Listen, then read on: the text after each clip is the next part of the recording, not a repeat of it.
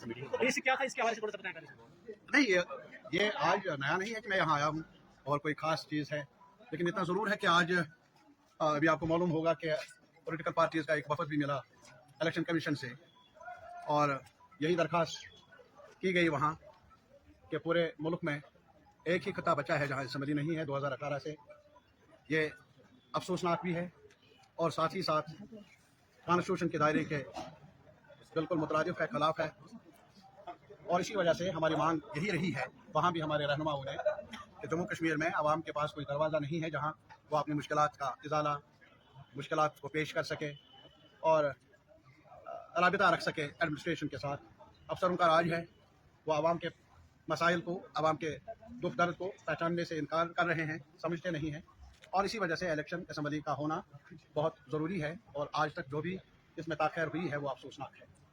एक तो, और दूसरा ये कि यहाँ तो हमारे बारे में कहा जाता है कि यहाँ सिक्योरिटी मामलात हमने ठीक कर दिए हैं, लेकिन कल ही एक शख्स जालसाज और गुजरात से आया हुआ और सब उसके इस्तेमाल में खड़े थे, VIP ट्रीटमेंट मिला, ज़ेड प्लस कैटेगरी के बारे में भी कुछ चर्चा हुई, और यहाँ तक कि मीटिंगें भी उन्होंने बड़े ऑफिसरों की करवाई। किस कदर अफसोसनाक है। एक तरफ पार्लियामेंट में, पार्लियामेंट से बाहर यही कहा जाता है कि अब अमन अमान है, सूरत-ए-हाल बेहतर है, और लेकिन दूसरी तरफ ऐसे जो जालसाज है उनका खैर मकदम भी किया जा रहा है, उन्हें VIP ट्रीटमेंट भी दिया जा रहा है। और यहाँ भी रोज़गार के बारे में बहुत कुछ आज तक कहा गया। 2019 के बाद जम्मू को रोज़गार मिलेगा, वहाँ के बच्चों को, बच्चियों को, कश्मीर के नौजवानों को,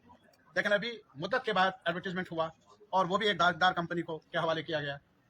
हमारे बच्चों ने एहतजाज किया तो एहतजाज में लाठी चार्ज मिली, और पहली बार अब जम्मू वालों को गिला नहीं है, क्योंकि पहले कश्मीर पर लाठी चार्ज हुआ करता था, लेकिन अब जम्मू को भी शामिल होना पड़ा लाठी चार्ज में, क्योंकि इनके पास लाठियों के सिवा और कुछ रखा नहीं है, रोज़गार नहीं और कोई राहत नहीं, लाठियाँ ही है। और इसके अलावा और भी मसाइल हैं, मसलन यहाँ अभी फ्रूट का सवाल, अभी जो हमारा सेब है तो अभी शुरुआत हुई है, लेकिन जो दवाइयाँ हैं, जो खाद है, वो भी हमने कहा था, हमने मुतालबा किया था कि